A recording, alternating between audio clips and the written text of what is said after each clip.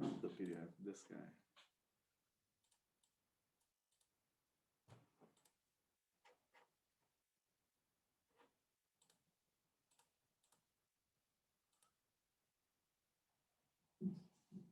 Come on. Hello? Hi, can you hear me? Yeah, I can hear you. How you doing? Good, how about you? Pretty good. Let me try I'm glad we're plugging starting in. this today. I actually just finished something. Can you see my screen?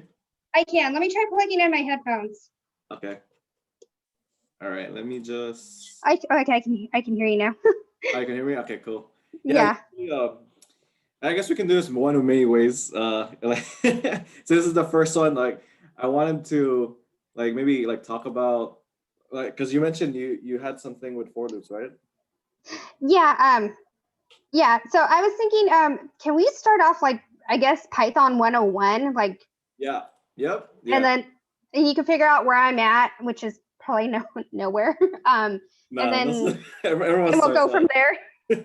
Okay. Were you able to? I think I sent you these guys, right? Yeah, and I was able to open them in my Jupyter notebook. So and I was just like reading over them, and I was like kind of mind blown at the moment over them. Okay. Well, let's see. So yeah, we can certainly like if you have to like ask more questions, we don't have to like go over. So if you see all of these, I think the way I have them ordered, like if we're gonna go over them, is kind of like first we'll talk about you guys have covered collections, right? Different collections. Like Yeah, I was looking at the Lab 2 demo, and we've covered a lot of that stuff, but honestly, like none of it's really clicking. And Okay. I was just hoping to get more one-on-one attention on that to Yes. maybe for it to stick with me. Okay. And then Okay. what about variables? I don't like as you say this is two. I did have one. One was supposed to be like I felt like it was too basic. How do you feel about like adding arithmetic, all of that in Python? I understand the concepts, but again, I think it might be too basic because like the main thing here is like for like in the end goal is to get a sense of like how to use Python for analytics, right? Like data. yeah. And I think the most relevant like concepts is kind of like learning because in a data frame you know we work with like 2D data, right? You have rows and columns. Yeah. But then like in Python, you know, the most bare bones way, like something related to that is just 1D. Like a 1D data frame is kind of technically called like a list, right? Like it's just a row or a column. Oh, okay. Yep, yeah. And that's why we call them that data structure is called collections.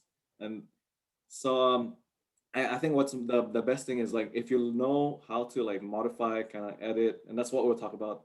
And collections, you get a sense, more insight to like, oh, how do you perform like Panda like coding? You know, how do you create a data frame? Because a data frame is just an extension of the list.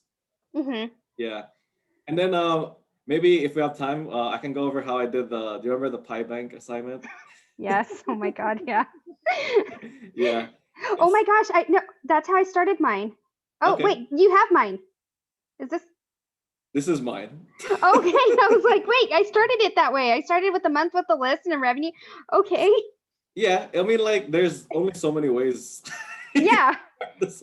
Yeah. Like there's like I would say maybe yeah, we'll go over it. If it's Okay. the way you did it, that's good.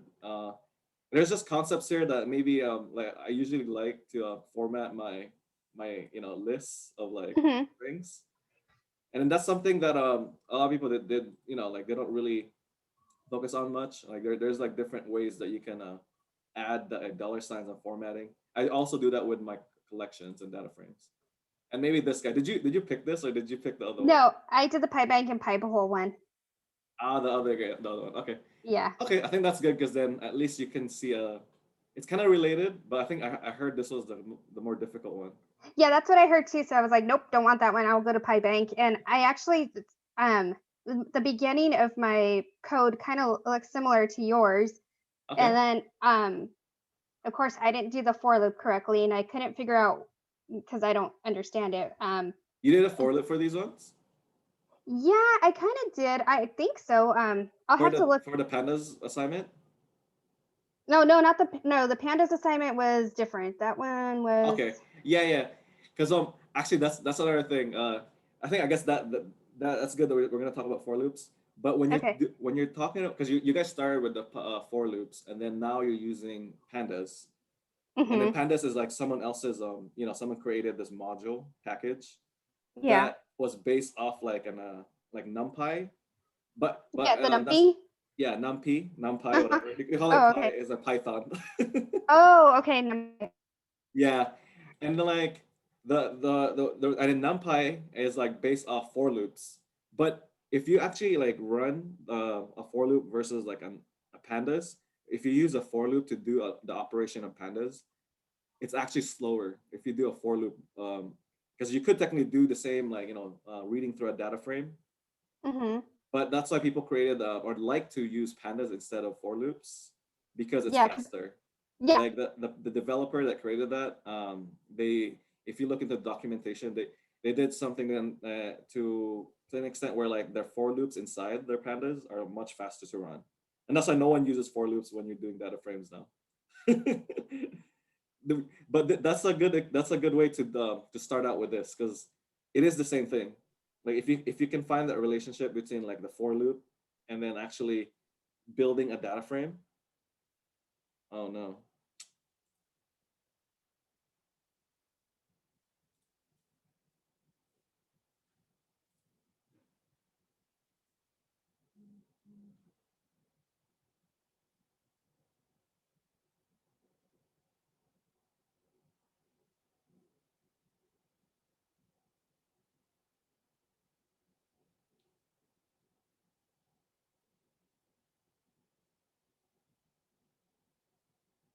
Oh, come on.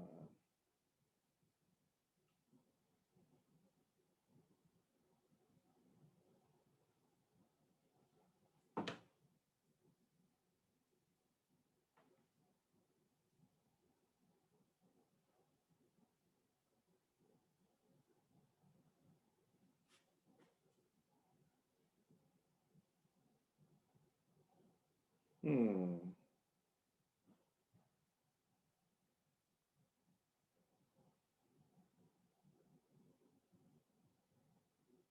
Hello?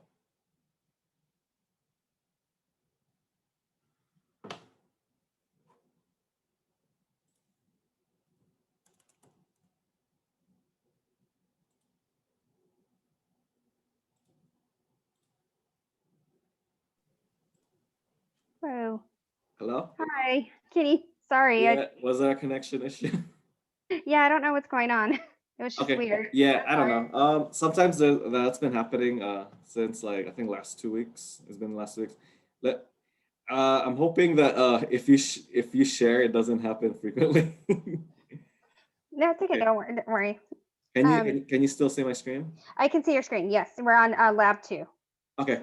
All right. Well, we can start then. So for collections, there's technically like four different ones here. Like the way like these are the syntax of it is you create like a list, which is just a collection of objects, and you use the square brackets for that. And then like a lot of times, people usually use this like most like out of all the four, there's four different collections in Python. Uh-huh. Um, Okay. I'm the gonna write re this down. okay, yeah. because I did not know about this. I mean, I knew, but I didn't like, it wasn't connecting.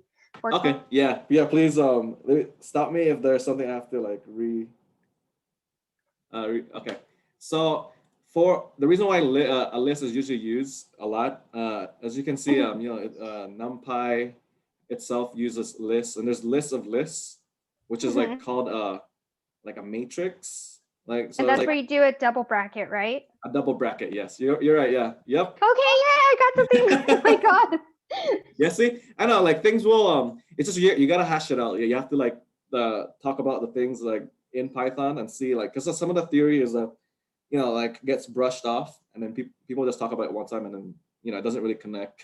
No, and that's why I wanted, like, whatever you're telling me, I want to be able to reiterate it back to you, because then that means I would understand it. And if yes, I don't, yes, and that's what I'm looking for, because I'm not getting that at the boot camp. Yeah, it's too fast probably, but yeah, like if you talk about a list, I'm pretty sure you guys have heard of this one, but you can use the list to, it can be modified, and that's what we're going to talk about mostly today. Is you can actually edit a list, sort a list, and then like you can add things to a list, and that's why it's like very versatile. And then another thing with a list, you can have like multiple different things in it, like duplicate objects. So if you had like 1 and 1, like you can have that. It won't like say like, oh, it has to be 1, and then you only have like 2. And it can also be index. When we're saying index, this is when you're doing that like the bracket thing. Like you have a list, and then you want to access like maybe the first element, or like second element, or any like part of that list. That's when this is what you call indexing. So a list can do all these, and then also when you create a list, when I'm talking about here unsorted, this is like when you put things in a list, like for example, like 1, 2, 3, or whatever, like a string. It keeps its order. It doesn't like sort it automatically. Okay, so when you're typing up a list, whatever order you're typing it, it's going to stick to the order you typed it. Yeah. There's other objects within a collection, like for example, a set and a dictionary. It sorts it for you. Like for the most part, that's why it's called sorted, because it will sort it for you. But for a list and a tuple, you've probably heard of a tuple. I have, but I don't understand that, because he just talked about it briefly and then was like, oh well, like, and I felt like he wasn't a fan of it, or he didn't care to explain it, and I'm just like, yeah, because not a lot of people use it, but a lot of people use tuples. Like if you were to just you could do pretty much everything in a tuple with a list, and then and then some. So that's why no one usually uses tuples. The reasoning why there's like a lot of limitations. You cannot modify things in a tuple. Like when you put it there, you cannot like change it. You can't add to it. You can't remove it. Okay, because in a list you can do the brackets, and you could do the quotations, and you can actually change the title of the columns by putting title 1, quotation title 1, and then a colon, and then put the new title of the column you want. And that can be done in a list, correct? Yeah, you can do it all in a list, and that's why for data frames use the list notation. Like when you do iLock or like lock. Yeah, we talked about that, but that's yeah, that's like probably like the most common thing you can do when you're trying to filter a list is using lock. Is because you can partition the data frame, right? And then you're using the same thing as a list. You're just using like one bracketed thing within the row, and then another bracket within a column. And we'll cover that. It's the same thing. That's why like learning the list and the functionality of what you can and cannot do is very important, because it extends. Okay, so sets. This is just here for completion. It's barely used. No one ever uses it. No, because those are dictionaries, the curly brackets. It's also, it's both used for a set and a dictionary. Okay, so like the set is just like the tuple. It's barely used. Yeah, these two. These two are the ones that are not used a lot, but they're there though. They're there, if someone were to talk about it, and that's the thing, is building that language. Because like if someone were to talk about sets, like, oh, okay, that's the one with the curly braces. And then like tuples are kind of like a list, but it's like limited. Yeah, it's limited. So that's why, I added that here. For the most part, the reasoning why, like a lot of these, the most used is the list and then a dictionary, and they're the most efficient.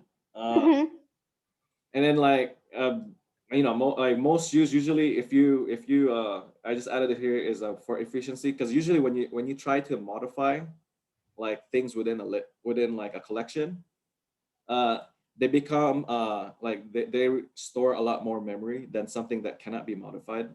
So you would probably ask, what when would you use these guys that are not used that much, right? They're not used that much. Yeah, it's Are they when used are they used at all, really? they are only when you certain occasions, like, and those occasions are when efficiency is like an issue. Like when you get like down the road, like you're gonna be programming a lot, and then like you have to choose. Now you don't have to like choose between like which one to use. You're just gonna like just pretty much use what the teacher says. But the lists and a dictionary, the reason why they're wanting you to use those are because they can be modified. Okay, these can be But the modified. thing is, they're not as efficient in terms of like, for example, what if you had something that doesn't change, like in your code, and you don't want it to change, right? Maybe like it's a constant value.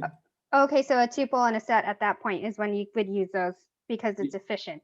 Yeah, efficient meaning like it's less storage of memory, so it's better for your program. It's gonna run faster, quicker if you use a tuple, but you just can't edit it. And you can't edit it because it's like better Set for in your memory. stone. Okay. So now I guess besides that, that's technically the vocabulary in like the collections. Most of these is just like, it's better for me to go over the examples one by one. So now let's talk about like how you actually define those. There's like so many. I always give this like, like you can skin a cat so many different ways. Same with code. Yeah. Like if you were to tell me that you're gonna do it like a certain way, like I'll do a for loop, then I'll do like an if else statement, and then I'll Oh get yeah, to the those are same answer. confusing. Yeah. And then I would say like, oh, maybe I'll use like a module. Maybe I'll use a panda, and I'll get to the same answer. Then like we're both correct. And that's why like it's always good for me to explain like, oh, okay, maybe for certain occasions you want to create a list. So for example, when you're creating a list like uh, this is the most common way to create a list, is to just use these square brackets, right? And then another way would be to maybe use the list keyword, like this keyword list. And this is actually a function list, which is the same as this guy. And then that's another way to create a list. But at the same time, I was like, why would you want to do that? Why would you want to do that? Why can't you just do the first line? It just seems more like less typing. It's redundant, yeah, it's redundant. That's like, but then like what I'm saying is like, if you were to read someone else's code, and then they do that, then you can understand it. For the most part, something like this doesn't really matter. I would probably like, like go towards doing the less work and less steps, which is like the first one. Yeah. But like I said, like there's you could definitely do.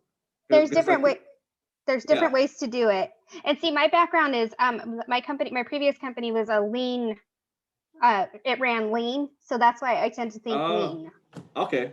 So they were very lean on everything. So that's why. Also, like in terms of steps. Yeah, in terms of steps, like I've been in so many kaizans where they like literally would count how many steps you would walk from like your desk to the printer. Like something so simple as like that's how simple is better, right? Keep it simple. Yeah, they were always wanting to simplify everything, and I was like, God, how many times are we going to kaizen something? And it's just they always found a way. So I see. Yeah, and that's good. I think I like that though. I think it's great, and I think because of that background, and now I tend to start thinking that way. Like, well, why would you do all that when you can just do that and still get the same answer, and it's less steps? Yeah. It's what concision. Like, what I can say is, once you get to like a better standpoint where like code is, in the beginning, you tend to like repeat a lot of steps. Like for example, if you were to not use like a for loop, right? And a for loop is a data structure that allows you to repeat steps, right? Yeah. Yeah. So if you were not to use a for loop, it will be inefficient. You're going to be copying many different lines, same exact lines of code that you really don't want to do. But then once you learn how to do a for loop, then okay, it's more efficient. And then once you learn data frames, it's even more efficient, because then you don't have to technically in the back end, the for loop is there, but you don't have to worry about it. So it's like building that step where, okay, yeah, there's many ways, but then which one is the most efficient? Okay. Okay, so as you probably learned, there's 5 different data types in Python, right? There's the integer.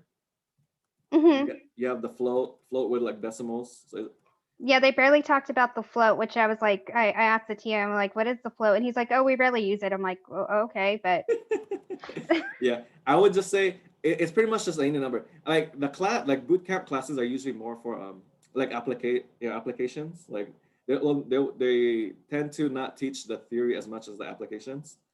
So like yeah, okay, well you could just use an integer, but you know the float itself is just an integer with decimals, right?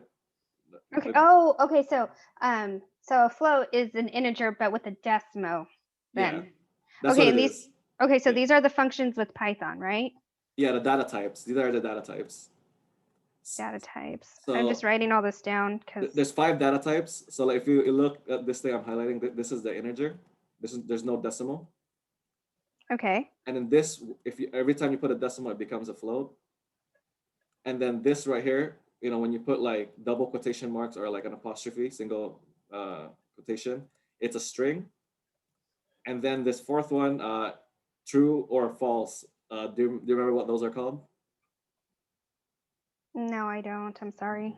Boolean. Oh, Boolean. That's right. Okay, I know you guys covered it because it's like the Yeah, very first thing. yeah. No, they did, but that's my problem. It's like it's not sticking, and that's what I'm really bothered by because I know these are the basics that I need to carry on to do my Yeah, homework. it's very important because like Yeah. you know how you learn the modules, right? Like packages, like you learn all these NumPy, Matplotlib, all that. But then the thing is, it's kind of like a black box. You've probably heard of this term, like when you use someone else's code, but then you don't know how they got it, right? Yeah. Yeah, and that's the thing they always teach data scientists is you should always like try to like question someone else's like code and then see if you can like reconfigure it or like write your own code and get the same answers. The reasoning why is that it's better to customize your own code and understand it that way rather than using someone else's code. And then the reason why you use someone else's code is so that you can actually make it more efficient. But in the end, my my philosophy is always like try to use someone else's code, understand it, and then make it your own. So like customize it. Have you guys talked about creating functions and classes? Yeah, I'm pretty sure we have, but it's this class Okay. is so frustrating, Paul. That's, I mean, so frustrating. I mean, I've invested so much money into it, and I'm like, I have to pass it. I have to understand Do you this. guys have like is it like project based or is there an exam? No, there's no exams. We do have a group project coming up, which I'm really scared about because Oh I don't no, mind.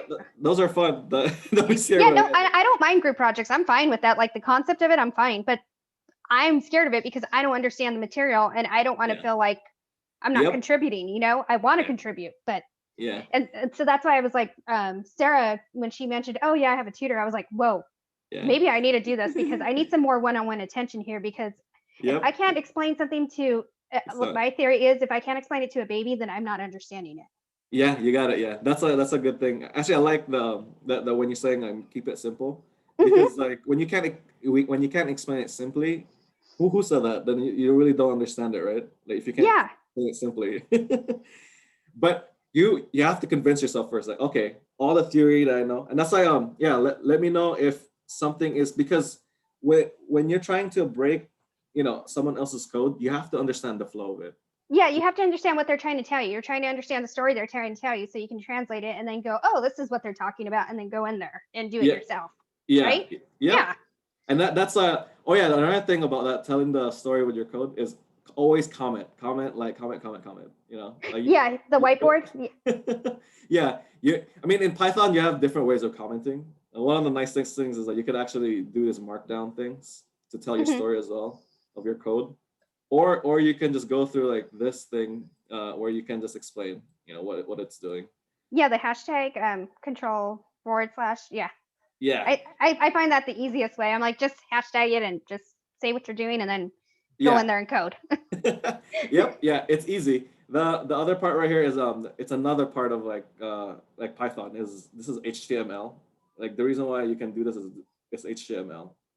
Okay. But this hashtag thing, this is with every code language. You could always comment things out and explain like what it's doing. Okay. So anyways, just to finish that off. So that's Mhm. Boolean, true or false.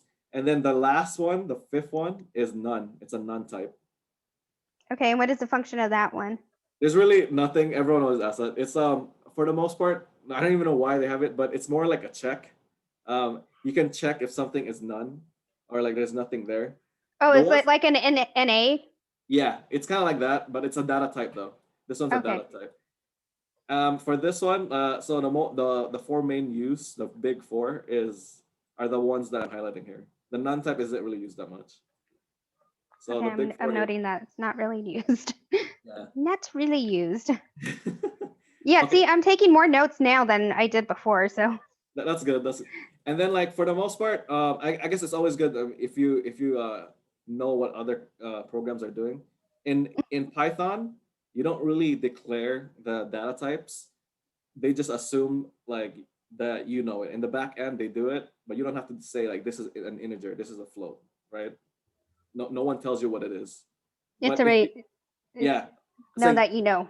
you just have to understand the flow so that you can use the code, the commands that are appropriate for like a string, appropriate for a float. Like for example, if I were to do this type thing on like an integer, it knows that it's an integer, right? Hmm. And if I did like 2.0, it knows that it's a float. It's a float. Oh, okay, I see what you're doing. Yeah. So That's cool. there's things you can do, and then like this guy, I mean obviously this is a number, but I put it, so I made it a string. Uh-huh. So now it's a string, str. Okay. Yeah. And then you can even do you can like convert strings into numbers. You can do that one. Like if you were to, our numbers into strings. And then do parenthesis open. Yeah, this one right here. So you could either do a string by doing that, right? The str is another command. It's the same thing as like putting these like quotation marks. Yeah. So same thing. There's some uses for those, but it's just knowing the functionality, what it's gonna do. But this type is very important sometimes. If you want to know like what is the, like what if you had a function and you're trying to know what the return is or what its output is, you can just do this. So know like, oh okay, it's a string. The output is a string. It's an integer. And then you also know the command print, right? For lists and other things like variables, print is your best friend. But then for data frames, which one was that one? You guys use head and tail, right? Yeah, we use dot head and then open close parenthesis. Yeah. And dot head is the first 5 and dot tail is the last 5. Good. So you know how like in that one, if you use print, it doesn't look right? If you use print on like a data frame, it doesn't look good. Okay. If you tried it, like I'll show you, but if your print is usually what's used to like visualize what's inside a list, just a 1D data frame. Yeah. Variable. But then once you get to like the 2D data frames or table, whatever, you usually just use like head, like that data frame variable dot head to visualize what's in there. But we do sometimes use print, and then sometimes we don't. We just call out the data frame and then just hit shift enter. Yeah, when you put in like a print data frame, I don't really like how it looks. Like for the most part, when you're using data frames, you just call out the name of the data frame. But then like that gives you the whole thing though. So okay. What people usually do is they put dot head and dot, because like it's gonna be the same thing throughout, right? And that's why there's like a dot head dot tail, because that's kind of the same as like what I'm doing here. I just want to know like what my code is doing, and I want to output what it does. So okay, I'm not gonna cover these ones, but it's pretty much the same thing. You just, the only thing that's changed is like the syntax of this guy, the parentheses. Okay. So instead of the bracket, or instead of square bracket, it's the parenthesis. Yeah. And then for dictionary, you use braces, curly braces. And then like, for a data frame, you use this to like define your column names, right? And then the rows and all that. Do you remember doing that? Like where you put this as your column name or data frame, and then like in here you may put like a bracket with a bunch of names or a bunch of numbers. Okay. And then that's like a way for you, because the dictionary is used this way in a 1D sense, and it's also used in a 2D sense when you're trying to create the column name and then the observation. Usually, like what I call observation is like those are the rows, and then Okay. the columns can be called labels, headers, all of that. So on the dictionary, so we're trying to get apple and 3 to align, orange and 2 to align together, and mango and 1 to align together. Yep, and then like yeah, for Okay. these ones, whatever's on the left, in this sense, is a key. This is a key, and whatever on the right is called the value. That's what a dictionary is. Well, in for a data frame, you use it the same way, but then the application is like whatever's on the left is your column name, and whatever's on the right are like all your rows within that column. Okay, so left is the key and the right is the row. Yeah, value. Like left is the key. For just a 1D dictionary, left is the key, and then the right is a value. But then when you're talking about a data frame, it's the one on the left is the column name. And then the one on the right would be the row name and row numbers or values. Okay, that's making sense. So that's how you usually use it. Because for the most part, when I learned about dictionaries in the beginning, it's like, when do you ever use this in a sense? Like, look at this. But then there's such a big thing, a big application with it once you go to like creating your own data from like a dictionary. So now it makes sense why we have this. Because then, obviously you could just create a list and then operate. Okay, so you probably learned this in I think PyBank, right? Like when you're trying to count something from a list, like how many months are in a list. You could just use len, right? Length. Yeah, the length. Okay, so so can you kind of go into an explanation of length? Because I think I kind of get it, but I'm not confident. Okay, good. Okay, so for the most part, length is just, have you heard of vectors before? Like a vector a long time ago, maybe? Have you heard of a vector? No. Okay, so this length is really just, okay, so let me explain. So when you're creating a collection, a list like this, what this length does is it just counts how many different elements are in here. Okay, so the length, parentheses, and then your variable name, it's just counting how many things are in the list. Exactly, that's in layman's terms. Yeah, that's what it is. Okay. Yeah, and then like why it's saying length is the length of your list, and the length of a list is how many elements. So each of these things are called elements, like this. Oh yeah, and then you guys cover like in Python, for the most part, like other languages, they don't really start from 0. But when you're indexing these guys, you always start from 0. We always start with 0. Yeah, 0, 1, 2, 3, 4, 5. Now that messed with me in the beginning. Like, oh man, like when you're trying to edit this, we'll cover it here. Is like you have to really know that you start from 0, and it gets even more complicated once you're using iLock, right? So it's like we master this and it's like, okay, but we're gonna throw a curveball at you. Yeah, and that's what it is. Like if you don't understand the basic parts of this guy, how can you understand it when it's like bigger than Yeah, and that's where I'm struggling. And I think this is really cool actually. And, thank you. Yeah. And I appreciate you kind of breaking it down to me, because I'm like, this is awesome. But then I go to my class and I'm like, wait, what did he say? And then I go and watch the recording again. I'm like, yeah, I'm still not understanding, because he's at such a high level, and I'm like, oh, he does that sometimes. Yeah, you have to know your audience in a sense. Yeah. It's because like in boot camp, it's like you don't really know who you're gonna get. Yeah, well, and a lot of people, like some of my people, they're like Sarah and I were talking, we're like, we think this is more for advanced people, and oh my, yeah. And they told us, oh no, if you've never done this before, you'll be fine. And it's like, they always say that though, right? It's like it's that one thing that like, oh yeah, you'll be fine, you're gonna get it. No, and I'm like, I'm not, and I don't want to just sit here and be frustrated for 6 months. I want to be able to understand this, because I think it's cool, and I really want to go into this. It's really cool. I really love, like I mentioned, Python is like my favorite language. And I like it. It's very cool, and the Pandas is like super clean. The Jupyter Notebook's really clean, so you can actually read everything. Yep. And then like coming from a world of like like everyone always starts out with Excel. And in Excel, like everyone asks, like in the beginning before you you learn Pandas, like why can't you just use Excel to like do all these data science stuff? You could do VBA, but like it's just less like flexible, and that's why like, oh, now that you can do all of this, there's so many ways you can extend it, like so many applications of it once you learn the coding, because then you're the one doing it's just the harder part is like understanding the how you code it, Hmm. because Excel is like, oh, everything's like GUI, you can just click things, Yeah.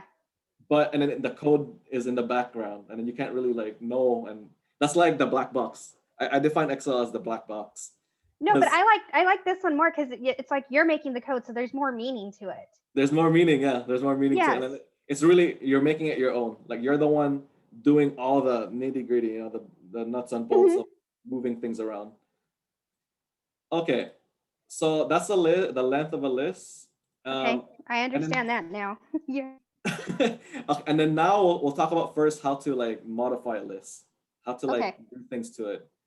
And so the very first thing that you can modify a list is you can actually you can return any current data type, or in other words that you can actually modify it by element. So this is my whole list right now. But what if I Hmm. only wanted like the first part of it, right? Or like this You want to second. call, yeah, you want to call out the first element in your list data frame, right? Yeah. So you could just like do this. Another thing you could do, I think you could do this as well. Let me see if all right, let me see too. Oh, there you go. Yeah. Do you remember doing something like this in Yeah, iLog? actually, yeah. Now it's actually making sense. Now I'm actually Yeah, it's clicking. it, it's better to look at it this way than in like a 2D sense. It's like when you're graphing something, like Hmm. you should graph a line first before you graph like a square. Yeah, So, that's what we learned in Matplotlib. We went to okay, yeah, Mathol is like another one of mine that I really like because of oh the yeah, whole, I like it too. I like making the graphs and stuff. I thought it was really cool. rather than just like reading numbers, right? Like when you just Yeah. read the numbers, like oh, there's no feeling, there's no like you don't really understand like what the data is doing, and then No, once you visualize it, yeah, and the graphic, it's a visual, so it's like you can actually visually see what so like for example, when I was in sales, I could see what product's doing good and what product's yep, not doing good, and you can go, oh, we need to pay more attention to this product line because it's not doing good. yeah, yeah. In the end, it's the end like end consumer always wants the graphs, the visual, Hmm. and then for like all the internal stuff, like oh, here, let me pass you my code. No one ever wants that, right? No one wants like the code given Yeah. to them or like the number table, the tabular like numbers. It's like oh, I don't understand this. This is frustrating. Yeah, they just want to see the picture and The kind pretty of move on. pictures. Yeah. Okay, so okay, Yep. so for this one, do you understand this one? So like when you Hmm. this is like on the x axis or like the horizontal axis, pretty much Hmm. on the row. You're only working with rows here. Yeah. So like when you do and then like, you know how I did zero, so this would be Apple, right? Yeah.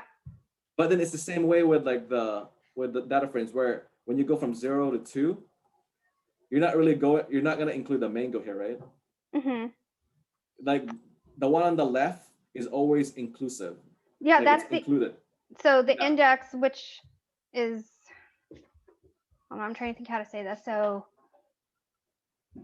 I guess the what would be a title like on the columns, but on the rows it's Yeah. called an index. So that's considered zero. So that's why Apple is one. Yep. Yeah. That's why Apple's included. And, Okay. and then like if you were to go to like, what if like you ask yourself and you wanted to like do this. I want to go from apple to banana, right? So you go What number zero, would I put in four, here? four. 0, 1, 2, 3, 4. Yep. Okay, and that's like always like, okay, can you anticipate what you have to do? So there you go, it works. It worked. Okay. Another thing I think let me see if that's 1, 0 to oh that one doesn't really. Okay. You can actually you've seen this as well, is you know how I put zero there? I put Hmm. zero here, right? Yeah. You don't actually have to do that. Like you could just do this. Oh, okay. So you could just do the colons and then the last number you want to call out. Yeah, if you don't put a number there, what it means is go all the way to the beginning of my list. Okay.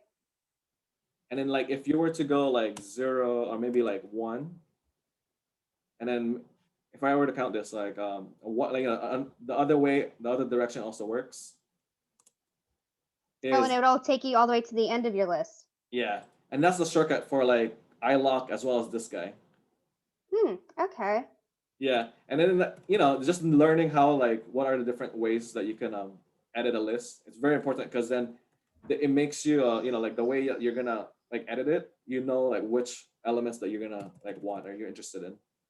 Yeah. So Okay. I think I get. I think I get that because then when I translate it to the matplotlib, when you're trying to graph, you don't have an end number, so we just put max as the end number. yeah, yep. Okay.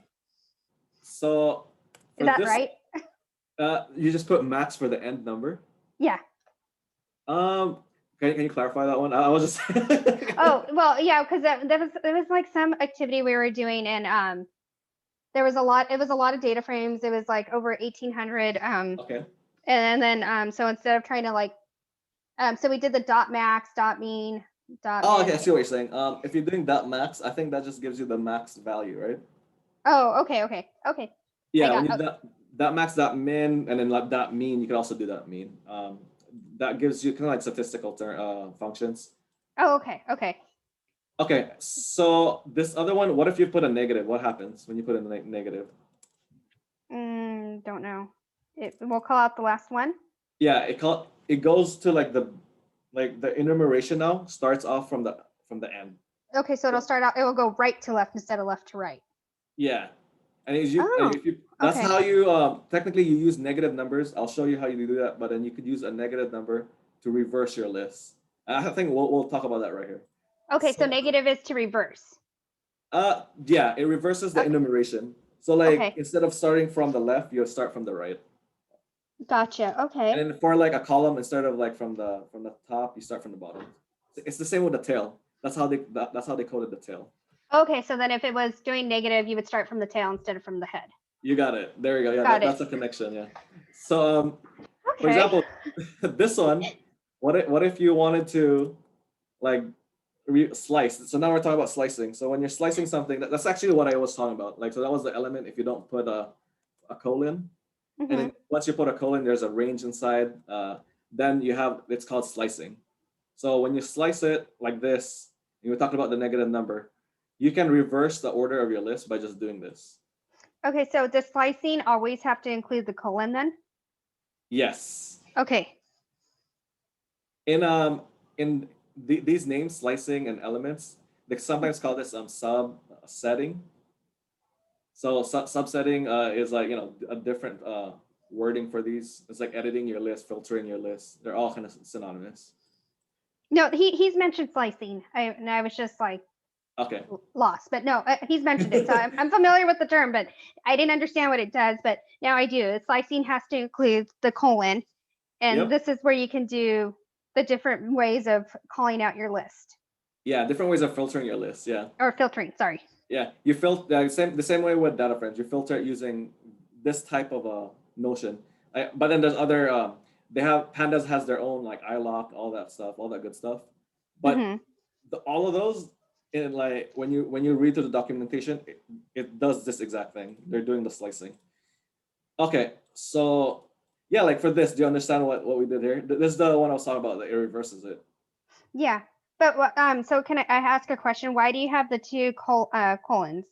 Okay, so like in actuality, what you have to do is if you look at maybe it makes more sense if I do this on. Let me go to this guy. Okay, if I put a number here,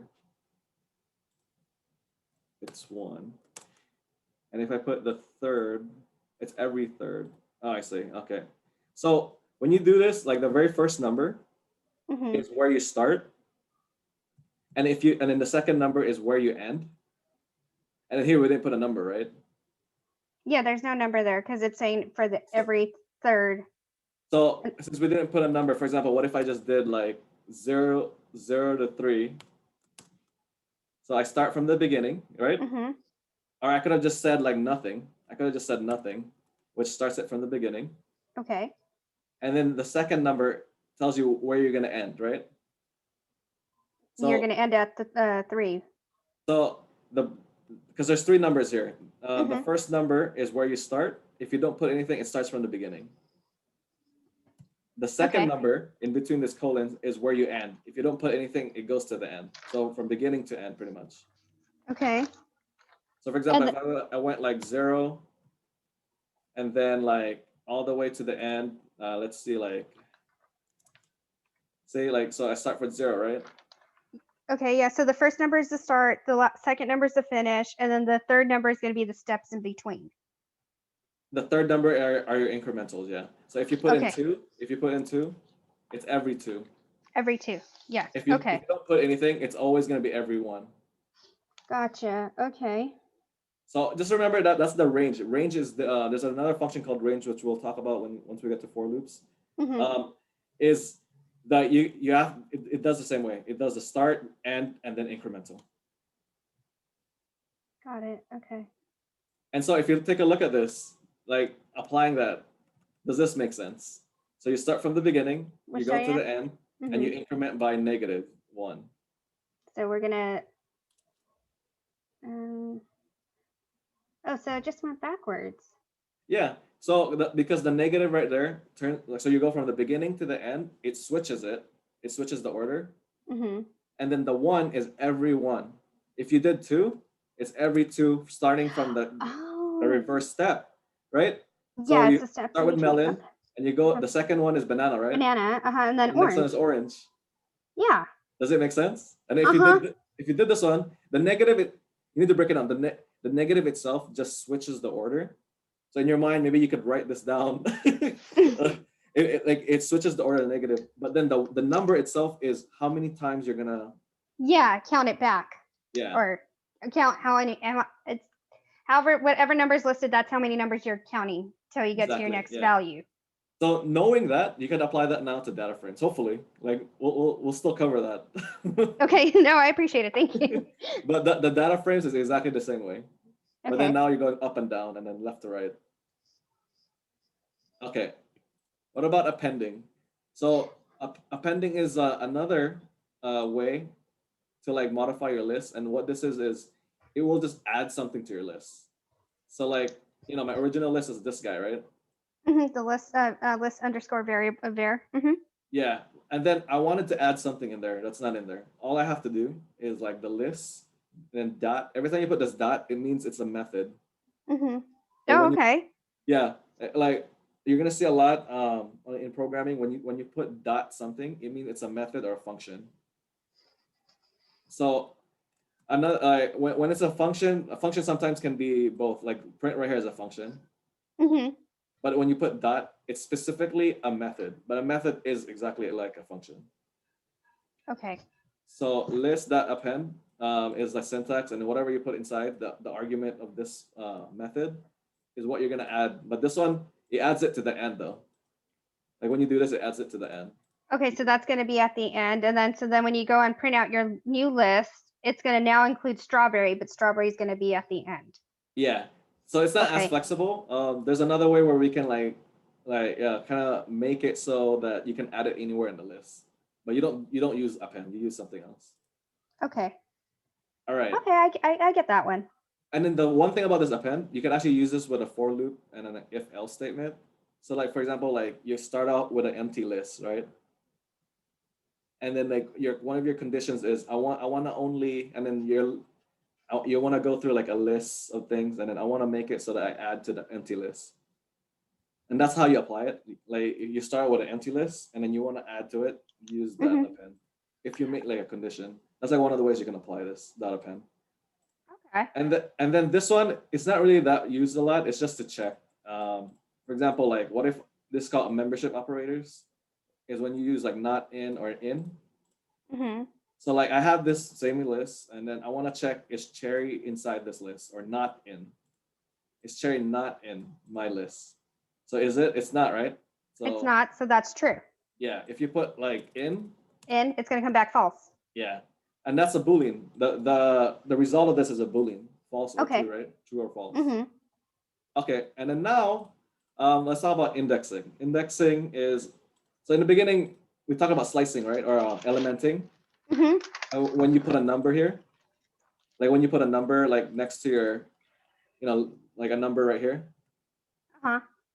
When you put a number right here, it's called elementing. And what did we get out of it? We got out the element, right? When you put a number here. But now, what if we know that element, and then I want the index number. Index number meaning like what is the position of it inside my list. Okay, so dot index is it's indicating what position the element is in. Yeah. One of the reasons why you want to do this is sometimes maybe you want to check within your like data frame, what is the position, what row, what column do like these certain unique strings exist. So you can actually use this like dot index, and it tells you, okay, it's in number 3, 0, 1, 2, 3. So that's right? Mm-hmm. So you could either do the element with the number, or you could do dot index if you know the element that you're trying to look for. Okay, so if you're gonna do dot index, you have to know your element you're calling out for.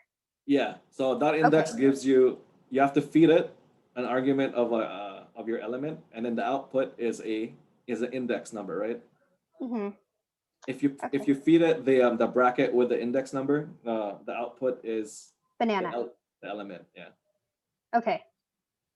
Is So that right? elements Okay. and indexes. Yeah. Elements are these things inside. Index is the position. Index Okay. is the position. Okay. Mm-hmm. And then so there's another thing. Maybe you want to replace one of these guys inside. And now like we're making this like we're applying this guy. So this is how you do the element, right? Elementing. You put a number in here. Yes. So what is this doing? And it's always good to like know like okay, you're assigning something in this guy. But what is this one doing? It's accessing 0, 1, 2, 3, 4, right? Yep. So now this is guava, right? Mm-hmm. And what do I want to do with guava? I want to make guava equal. You're assigning guava. You're replacing guava With with the another. strawberry. Yeah. So this is like a nifty way of like replacing something inside. You can also Okay. do this with a data frame. There's a way for you to do this with a data frame. Okay, and then you did the print list to print out your new Yeah. variable. Okay. This is to visualize it. Okay, and then there's another one right here. What about if I wanted to sort something inside? So like sorting things, you could just do dot sort. Mm-hmm. Yeah. And dot sort, it will sort the integers on the inside of the list. Yep. Yeah. But if you just do dot sort, it'll do it in an ascending order. Oh, ascending order. Okay. Yeah. There's another way for you to do it in a descending order, which we'll talk about right here, reversing. So reversing is descending. So same exact, a different list. I just wanted to, so a list of numbers with negatives and positive numbers. So a way for you to do that is maybe just do dot reverse. Yeah, dot sort dot reverse. Dot sort, and then Let me see. Yeah, dot sort dot reverse. okay, so to do descending, you need to do your data frame in dot sort, and then the next line needs to be dot reverse. Correct? Yeah. Oh, I see. That's what's happening. Let me print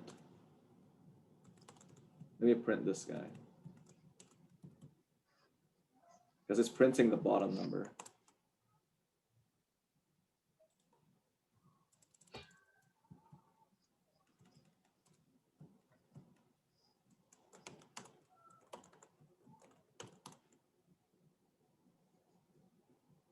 Okay. So another way for you to do that is if you just did this print. The way we like reversed it before was using this list var. But then you gotta sort it first, I think. Let me see. Okay, there you go. Yeah, you have to sort it first. Mm-hmm. And after you sort it, this thing it has no particular order. You always have to sort it first. Mm-hmm. So after you do that, you have to like apply the indexing or like the range, the slicing. So you have to sort it first and then apply this guy.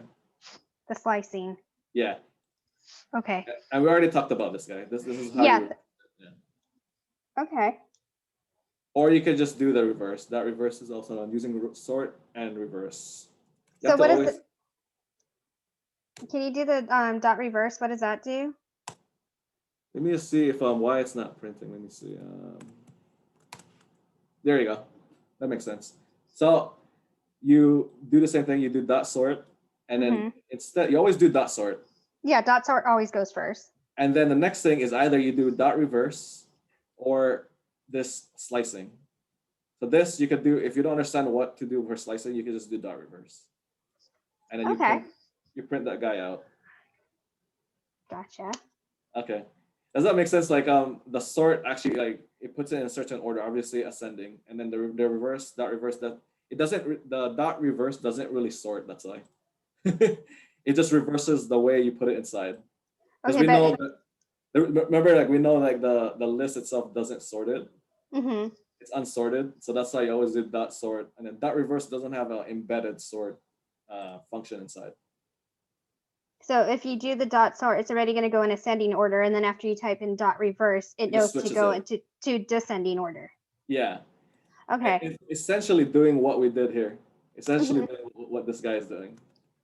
Yeah, with the slicing. Okay, I get it. So it's two ways of doing it then. Yeah. Okay. And then the other one is inserting. Maybe you can insert something inside. Knowing, like for example, appending. Appending allowed us to add it to the end, right? And then if you use insert, now there's no particular, now you don't have to add it to the end. You could actually call out the position you want it to go in. Yeah, and then what you have to feed it is obviously the order, or the index number. And then the next thing is like what you're gonna add.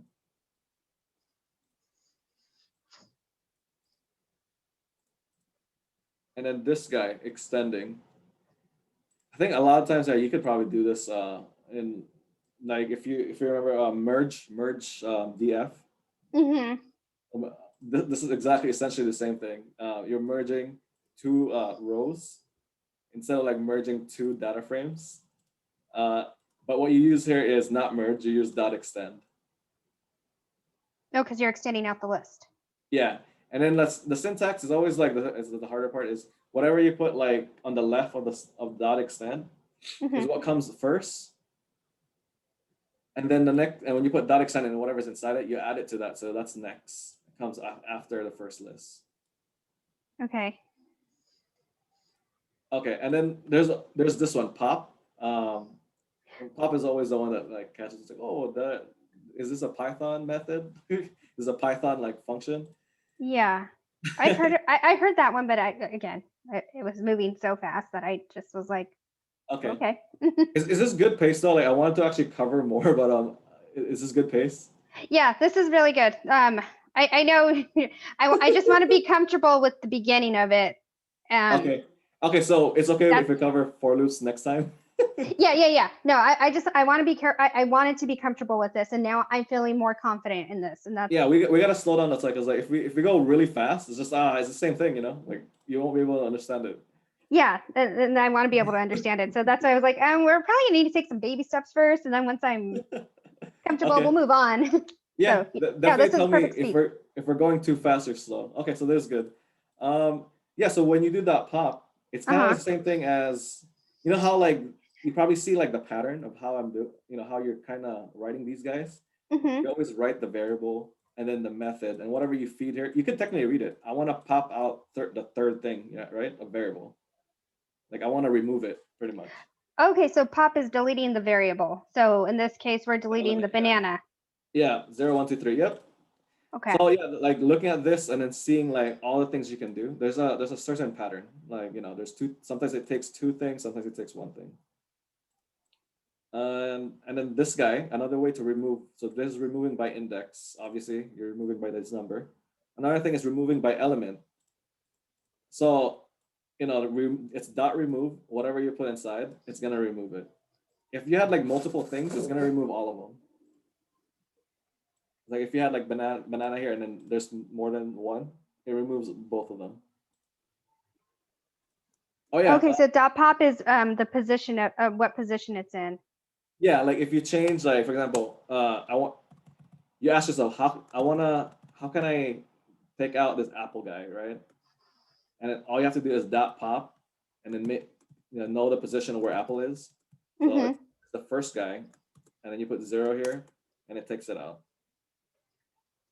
Okay, and then the dot remove, you actually need to know the variable name you're pulling out of the list.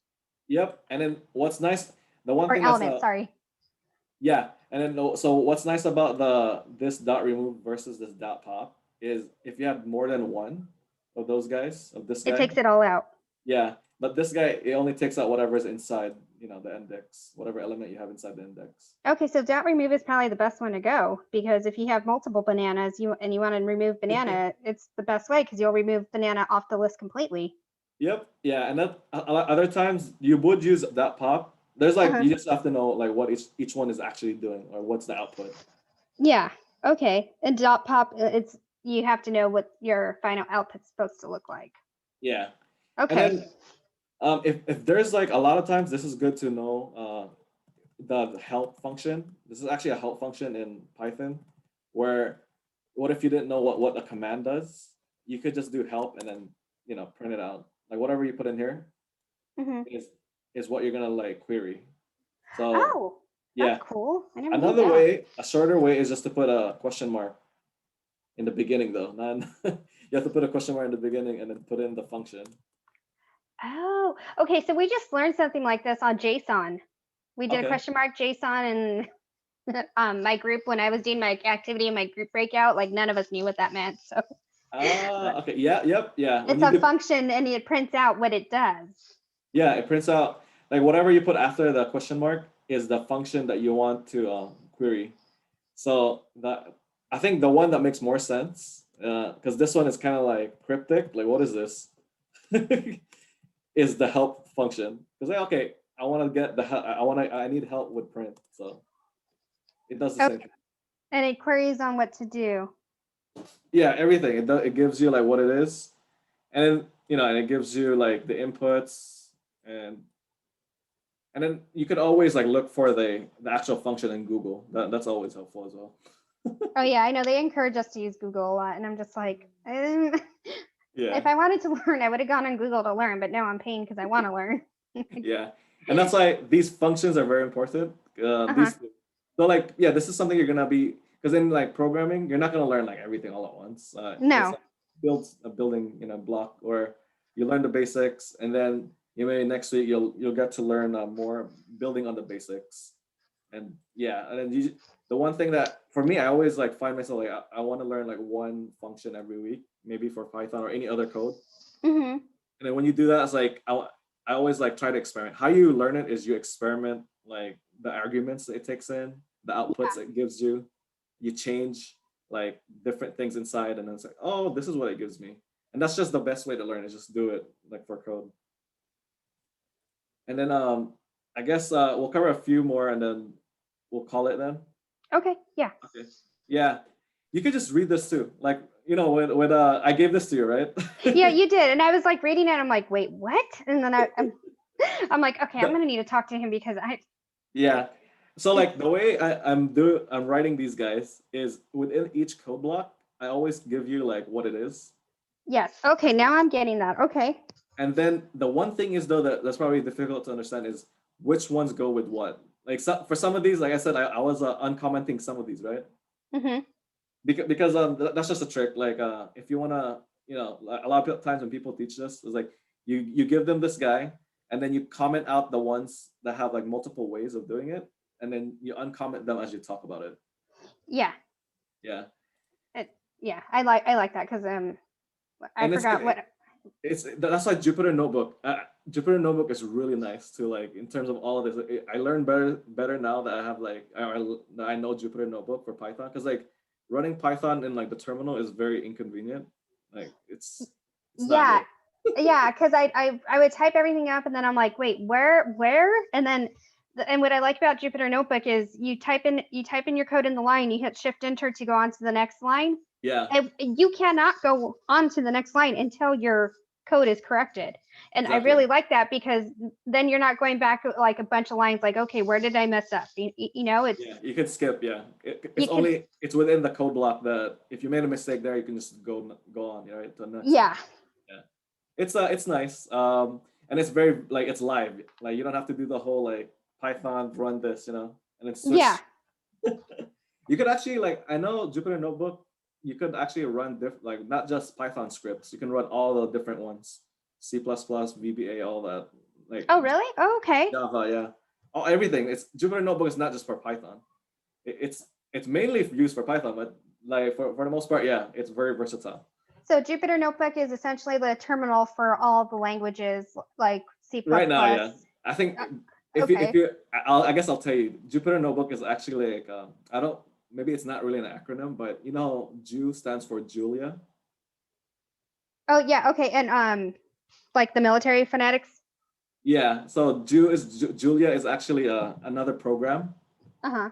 and then Pi is what? Python, right? Python. Uh-huh. Yeah, I forgot what the ER stands for. Oh, I forgot, but there's Julia and Python, and then something else.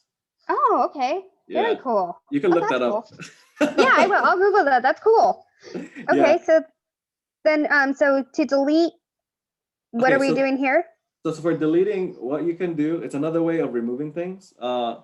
If you look at this guy, I'm just all I'm doing here is putting DEL, right? DEL is the keyword, and then I'm deleting whatever is in. What is this guy? I'm doing the what? The indexing, right? You're doing the indexing, and so we're gonna delete the banana. Yeah, so it deletes whatever is inside or whatever you put in here. You could delete it. It could be a range of things. It could be like from this to that. But compared to the other guy right here, I think this one may have like a, yeah, because you could delete like a range of things. This one you can only delete. So each one of these have their uses. This one you're deleting one. This one you're deleting multiple things. This one you could put a range. Okay.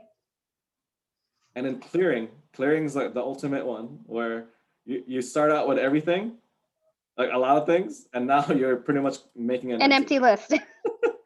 Yeah, so okay. like you said, like, there's like multiple things. You just have to know. You have to know when to use each one. But it's always good to know the functionality of each command.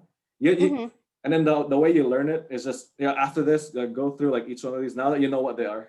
And then kind of like put your own, like flavor into it. And then it's like, oh, now it makes sense. Because once it makes sense to you, then obviously you can use it like multiple ways, right? Yeah.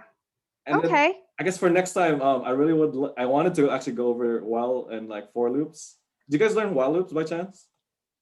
We learned for loops, nesting, which is a loop inside a loop, which I was just like, my head nesting loops. Yeah, nesting loops. Yeah, which was like spinning. My head was spinning, and I was just like, oh my God, why would you want to do this? And the one thing I would say in terms of like data structures, like, there's the variables, there's the if else statements. The hardest one to like get a grasp of, like if else statements, that one's easy. Or the one thing is the loops. Loops are really hard to like know what the flow is. But in order for you to understand it, you have to like test it out with small numbers. Gotcha. Okay. Because then once you extend it, it's really hard to track. Like once you like have a data frame or like a data set that's like 18,000 like rows, it's difficult, right? Yeah. Yeah. So that's like, you need to understand the bare bones, like the basics of like, okay, if I feed it this much, then it's doing this like type of sorting, type of like through my numbers. And then once that works, once you have like a working while loop or working for loop, you can extend it now. And I think that's what I did with actually that's kind of similar to the VBA. VBA does the same thing where you test it out with a small number, and then you try it with different data sets, and it should be general in the end. You could feed it different types of data sets, and then it should work with any like your the code that you create should be a general code that works with any data set. If it doesn't, that's a poor way of writing it. Okay, yeah. Well, yeah, if it doesn't work, it wasn't written correctly, in my opinion.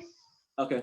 Right. Okay, so maybe try to, if you have time, try to like look over these ones and kind of like preview.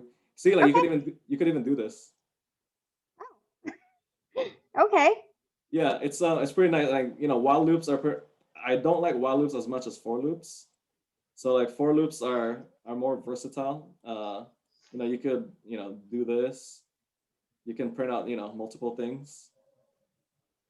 And then like, you've probably seen this, but like, we'll talk about this next time. Like if you put a range here, and then like whatever you put in here is gonna count. It's just gonna print it out. But see like how the numbers change in the count. Yeah, because it's counting, and we're gonna Yeah, count up to 5 because the range called out for 5 count. yeah, and then once we know how to do the for loop by itself, then we can combine it with like a conditional. Oh my god. Yeah, I Yeah. remember. Oh my god, I remember this in VBA, and I'll be honest with you, I didn't even turn in my VBA homework yet because I was like, Oh man, yeah, VBA sucks. Honestly, I don't really like VBA. The thing is, like, yeah, you'll learn it, but you'll tend to gravitate to like for me, it's like Python. For maybe like, yeah, you did. How did you like VBA? It wasn't that good, right? I didn't like it. It Yeah, stressed me out so much, and then like I just couldn't get the homework because I was like, um, yeah. I was trying to It's collaborate quite with a difficult. classmate, and we were both like, what? Yeah. And then I did a chat with like ask a question, and then this person was like, no, you got to do it this way, and I was like, okay, so now I'm really We confused. So lost. so I was like, okay, I'm not going to turn in the homework on time on this one Yeah. over Thanksgiving. I will just tackle it. Okay. Oh, you guys have you guys have that luxury to turn it in later on. Yeah, they well, so if we submit homework late, the problem with submitting it late is we don't get feedback. So I see. I see. we'll get a grade, but we don't get the feedback. But to be honest with you, the feedback is very vague. It's very vague.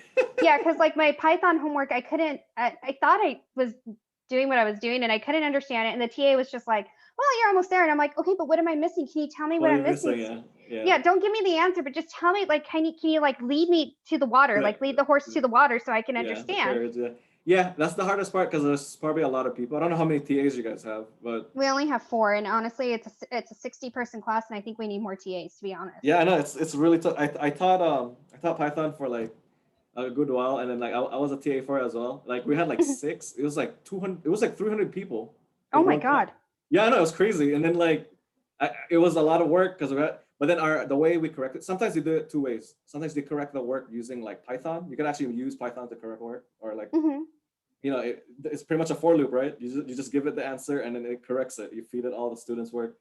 And then Oh another way would be to actually go over each one. And then that would take forever. yeah. But yeah, yeah, like with TAs, a lot of times it's because they can't spend that much time because they can just give you general feedback. Uh, Yeah.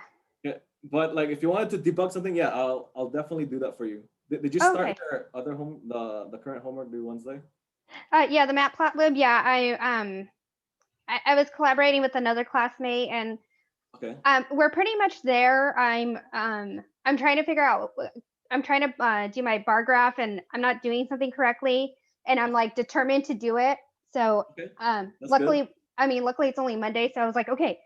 I tried cracking at it today, and it wasn't working out. So I was like, okay, I got all day tomorrow. I'm gonna do it. I'm gonna do it. So I'm Okay. kind of determined to get it done on my own because I feel like it's an Okay, that's easy. good. That's better actually. To learn it Yeah, on. yeah.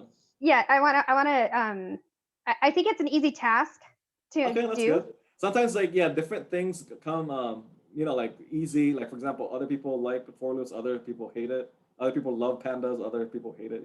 Hmm. But like for But Matplotlib, actually, yeah, it's if you understand like how it works, that's great. I was gonna write like I'm at the point right now where I'm trying because I already wrote a pandas like this. Like mhm. I have a pandas demo, but I don't have a Matplotlib dedicated to that. So I'll probably write that, but I'll give that to you maybe like at the end of the week. I'm not done with it Yeah, yet. no, because yeah, you know it already, so that's good. yeah. But I would still like to. I love to read your feedback too. I mean, read what you wrote because then make sure Yeah. I connect the dots. You know. Yep. Yeah. I'll for the next one. Maybe did you want to like do another one this week? Let's still like cover for loops, so maybe like pandas more. Yeah. Yeah, I'm available anytime except Wednesday from 5:30 to 10 really because of class. Okay. But other than Okay. that, I'm available anytime or on Saturday. Saturday I have class as well. But those are the only 2 days I'm not available. Other than that, I'm available anytime. So, Okay. Usually like for this like maybe because like you're gonna spend your time working on the homework tomorrow, right? mhm.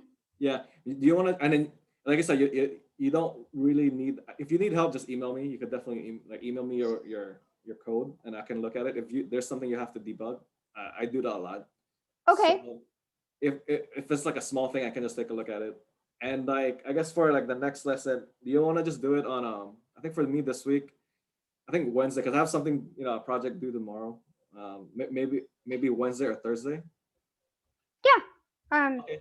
I'll look at my schedule, but maybe I'll just ping you and then see what times work. Yeah, that's fine. Yeah, no, that's fine. I'm flexible to you because I know you got a lot going on, and I'm pretty much just home with my kids. So yeah, but you're having fun as long as you're having fun with like. No, I hate distance learning. I'm so done.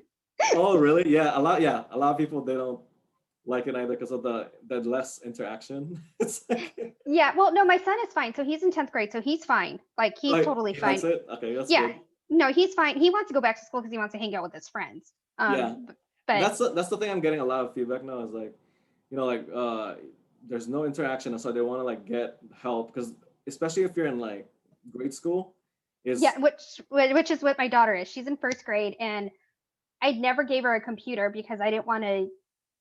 Yeah. I didn't want to give her that screen time because I was like, no, I want you to go and use your imagination and play. Yep. Yeah. Now I'm forced to. Down, yeah, now I'm forced to, and it's like, and she doesn't understand the basics, which is not her fault because I deprived her of it. Yeah.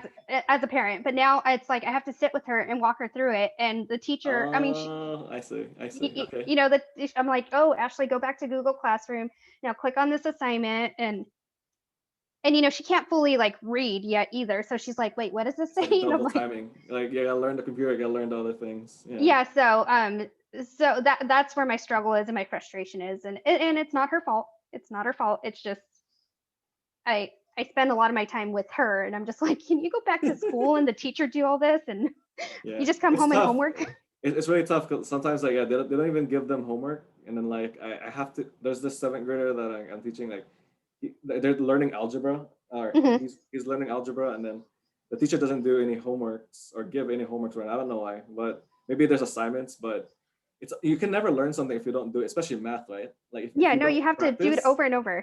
Yeah, and especially at that critical stage, like grade school, is you don't know how to teach yourself, so that's like it really breaks down. You don't have anyone to ask like any time like of the day, and it's like emailing during grade school isn't really like it's not practical, but it's like they're not used to that yet, right? No. Yeah, and so it's really tough. Yeah, so it's really tough because I mean, I said there's an app we use with the teacher, so I'm constantly texting her. I'm like, wait, what? Oh, nice. Okay, that's good. But still, I'm like, I'd rather her be in the classroom so I could just email on occasion, not sending 5 texts a day. Yeah, and I understand. I understand the frustration. I'm hoping that like doing this would be less frustrating for you now. Yeah, because I'm managing 3 schools right now, and again, but my family's been very supportive of this because I'm like, no, this is really cool. I want to get into this. This is cool, and it seems like a promising career. It is flexible, very flexible. Actually, like one of the highest paying jobs is like in the computers. Software engineering or computer science itself is really good and lucrative. And then like just knowing, like right now, you guys are super lucky because then you get to experience VBA, Python, and then Java, right? All in one package, right? In less than a year. Everyone had to go like 3-4 years just to learn all of that. Oh, wow. Yeah. And I mean, and I figured I'm staying home, because I have to, because of my kids. So why not pick up a new skill set, right? Yeah. It's good. Yeah. But I'm frustrated. I love that you're excited about this. And then let's definitely like tackle more. I like doing this too, because I get feedback from everyone. It's like seeing like, okay, how can I improve these these demos? And these demos are really like for VBA. I can't do. It's not very effective. I don't think VBA can do this. It's like, but Jupyter, Python, this is very effective. So that's why I want to improve my Python lessons. So please let me know what else I can add. Oh yeah, no, I'm very vocal. So if you haven't noticed, I'm very vocal. Lisa. So I have a 5 o'clock. So let's do Thursday or Wednesday. I'll check my schedule and I'll let you know. Yeah, just let me know and then I'll tell you that works. Cool. Have a good one. Okay. Thank you. Have a good day. Yep. Bye.